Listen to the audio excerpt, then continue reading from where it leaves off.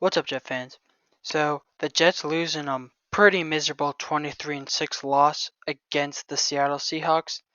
And I'm gonna be honest with you guys, the reason this video is kind of late is just because I had zero motivation to make this video. That's how bad it was.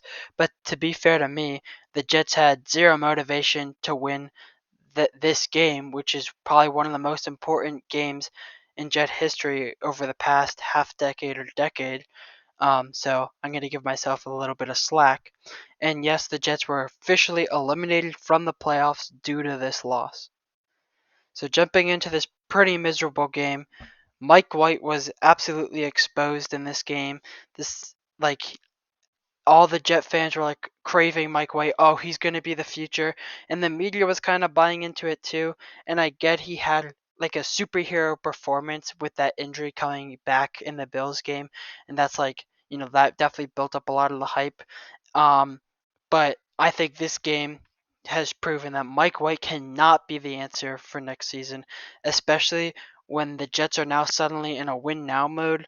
Mike White cannot be the answer. So I don't know what the Jets are going to do at QB. We'll get into that a little bit later.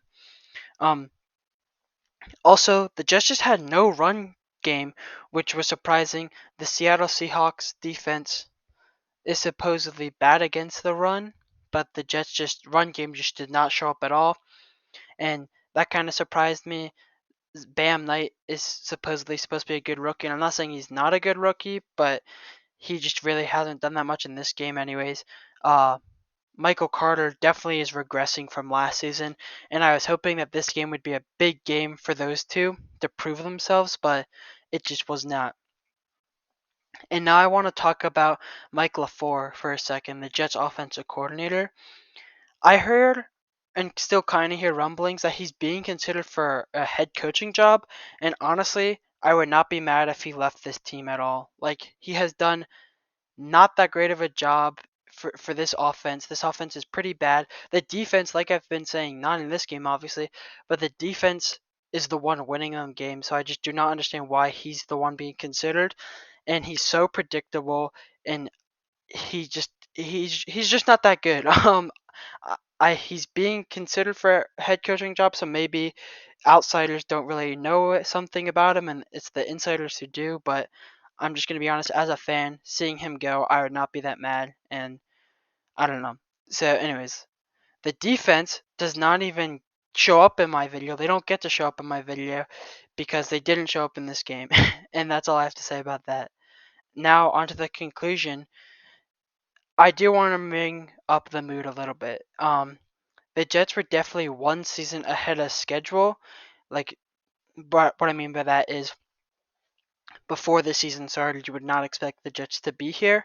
But so the Jets are definitely one season ahead of schedule, and that's good, but that also has some cons. The first con is we thought we could develop a quarterback while we were playing, but now that we're in win now mode, you just really can't. We can't really sit and wait for a quarterback to develop anymore, and so that's because we're ahead of schedule. Um, and so we also can't. We also need to work on our consistency, right? If you're a medium team, a mediocre team, like I would say slightly under average, yeah, you can be a little inconsistent. But now that we're trying to make the playoff push, you need to be consistent, and we just were not there yet. And that I think that's due to us being a season ahead of schedule. However, once again, be positive for next season. We are getting the injuries back. We're getting Elijah Vera Tucker back, who should fill some of the hole at O line, and we're getting Brees Hall back as well, who should maybe help fix the run game. So we're getting those two really good guys back, young guys back, um, and so that should help next season, anyways.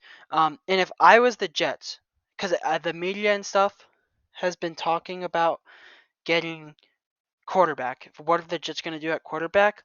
Obviously, you have to address that. But if I was the Jets, I would actually focus on the O line. The O line is not that good. Elijah Vera Tucker will definitely help fix that, but he's not going to save it. It's a 5-player position.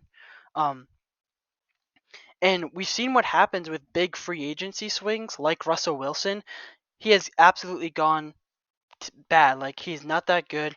And the Broncos are now kind of screwed because they have so much money tied with him. So if I'm the Jets, I don't want to make a big quarterbacks move. I actually want to build the O lineup, which one will help the run game, which I think the Jets have the pieces there. They just need the O line, and two will help the quarterback. So you can get a medium quarterback, but if you have a good O line, they're gonna play better.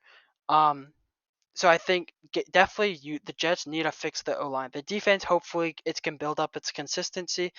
But if I'm the Jets, I'm actually focusing on O line, not quarterback, which I think is contradictory to what the media and stuff is saying. But anyways, thanks for watching. Don't forget to like and subscribe.